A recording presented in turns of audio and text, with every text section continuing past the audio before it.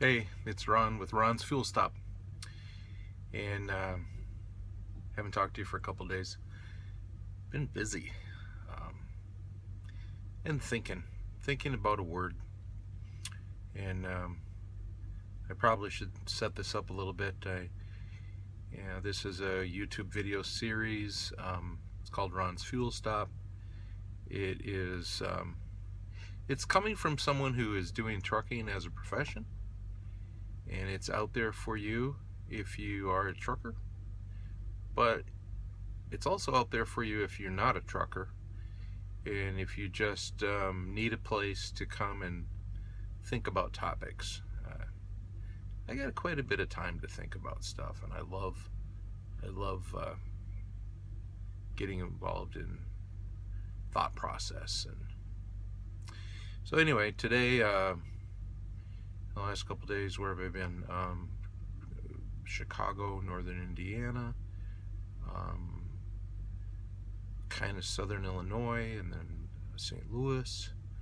And from St. Louis, I'm actually right now just outside of Chicago, about as close as you can get to Chicago and still find a truck stop, find a place to park. So you can drive another 50 miles to get in to deliver in the morning. Chicago doesn't like trucks in their city.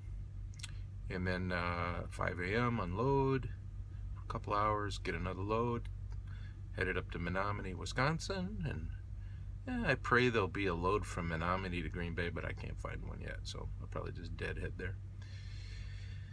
And so that's the trucking part. But hey, what about the other part? I'm going to talk about a word, relative. Relative. Thinking a lot about that lately. Some things that have maybe inspired it a little bit. A lot of things. Moving from a profession where I'm with a lot of church people and educated people to a profession that is a little bit more, it just has every kind of person, from people who really don't have very big vocabulary to people who've been in all different kinds of walks of life. I know one trucker, he is very well read, and shout out to him at Schneider. You know who you are, and well read. I mean, he's read all the classics. So truckers, like any other profession, they have all different kinds of people. Anyway, the word relative. So you say, well, I had some of those with me for Christmas, and an old bad joke, relatives are like fish. After 3 days, you should throw them out. Anybody that you're not used to being with in your house, where you're used to your plans, and someone comes and invades your plans all day long and all night long, it's great, but it's work, right? It's work. So I'm sure that we made extra work for my oldest son and his family as we crashed with them for a couple of days, and hey, it was good. I'm looking forward to the next time. Relative, that's not the kind of relative I'm talking about, though. I'm talking about a word that's going to get me in a little trouble with some of my friends. But the word is relativism. Relativism. So that's kind of a word that's a buzzword in some situations. Especially if you think of moral relativism. Standards of right and wrong and they're just mere products of time. If it was right 100 years ago, it doesn't mean it's right now. Culture's going to change, time's going to change, therefore what's right and wrong is going to change. So moral relativism, big buzzword among church theology, Christian people. But then there's just general relativism, where we would say, well, it's relative due to the situation you're in. Like, what is right behavior in one school might not be in another school. What's right in one neighborhood, or apropos, something that is normal is not going to be the same in another neighborhood. In one profession, things that phrases and things that people say and do and ways that people dress compared to another one. You know, you cannot avoid the truth that even relativism is relative. And let me just give a situation what I was thinking about. You know, last couple of videos we talked about people having to work on holidays, and some people doing jobs where they work all holidays and they work Sundays, and they serve other people who don't work holidays and who don't work Sundays. And you know, it seems like we can get trapped in those kind of jobs. It doesn't mean one kind of person's better than another kind of person, but you know what, it's all relevant. If you're in a situation in life where you have to work holidays or work away from home, you come with a long line of people that have had to do it through the years. In the last years of our country, of our nation, people have often worked away from home. People have often sacrificed so that they could get their goals. Doesn't mean you're a better person or a worse person. In fact, a lot of the great people have come from situations where they had to work very hard to get what they needed. And a lot of people who have been considered from great families have ended up with nothing because they haven't developed the character that's needed from hard situations to get you somewhere. Hard situations, when you endure through them. So, getting back to that word relative. What you're going through, so one guy gets a job and he has to drive a truck. He thinks, oh, this is just such, I used to be in a different career, and this is such a step down. This doesn't match my experience. This doesn't match my education. This doesn't match my goals in life. And another guy gets a job as a truck driver. Maybe he's from another country. I've seen a lot of that. And he says, or she says, oh, this is a dream. In my old situation, I couldn't get a job that could provide for my family. I didn't have a career. I didn't have a salary. I didn't have insurance. And now I'm a truck driver and I have all those things. So you see, situations are relative. So,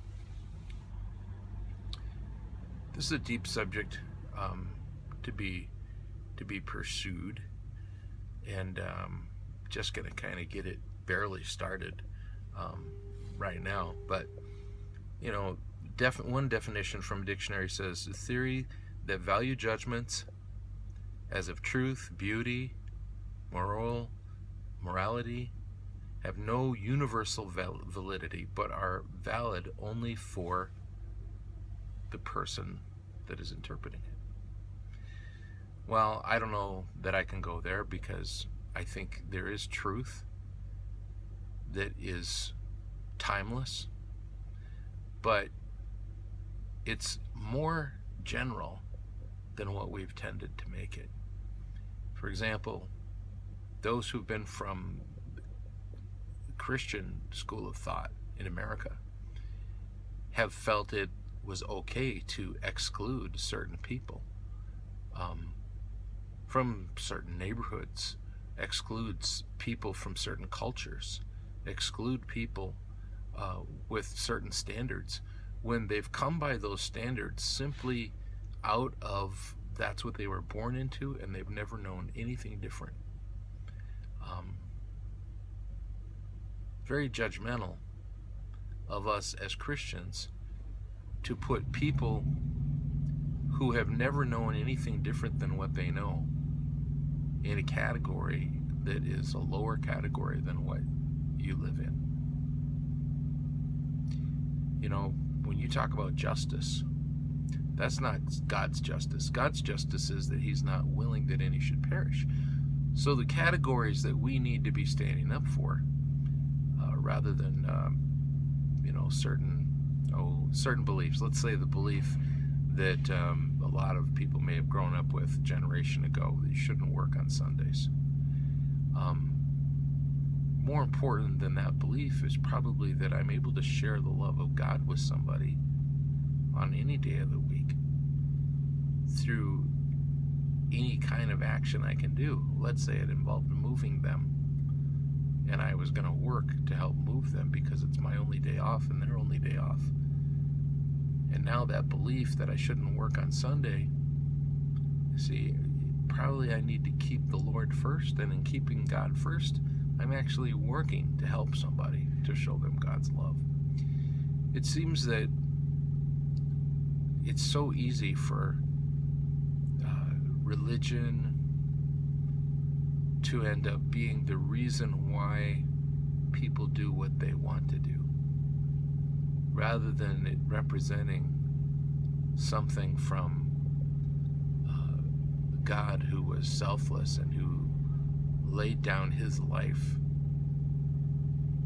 for people because he loved them. Relativism. You know, the separation of people into what I mentioned a couple of videos ago as like castes, like in the country of India, where there's people who would never associate with other people, have a caste system. But until we move toward people that are different from us, we can't find out what they're like. We can't find out their story. We have a very small window, like looking through a little teeny peephole in a piece of cardboard into their world. But it's so different if you go and step into it. And in the trucking world that I'm in right now, I find a lot of very helpful, very kind people. It's funny, people put up an image, you know, like they're stronger than you, or they don't want to talk to you because they don't want you to think that they're weak, or that they're trying to, I don't know, be weird to you by talking to you when they don't know you. But you talk to them, they are so quick to talk back, to a kind word. I think a lot of people are right on the edge of being lonely, and right on the edge of feeling like they're alone in the fight of what they're doing. So, I don't know. School for thought, or a food for thought. Little fuel for thought. What would it take for you to put yourself in another person's shoes? And maybe the person who rubs you the wrong way the most, somebody who kind of bothers you. That could be a type of person, or rather than it being a specific person, let's have it be maybe more of a type of person, maybe a specific person. And what would happen if you would try to step more into their world to see if you can get a little bit more, you can get their picture of what they're going through, and then they can see, you can check your motivation as to why you think you're right and they're wrong. I don't know. I just was listening to the CB a little while ago, and I had to turn it off because I knew where it was headed. But one guy was talking about people with Freightliners. You know, I'm sure he probably drove a Kenworth or a Peterbilt. Those are the big brand names in our trucking world. I don't know, maybe he drove a Mack, maybe he drove a Volvo, maybe a Diamond Rio, huh? Somebody from the 60s. But he made a statement and a judgment about people who drive Freightliners. And, you know, I had a few things in my head that I could have said because, hey, here I am, I'm sitting in a Freightliner.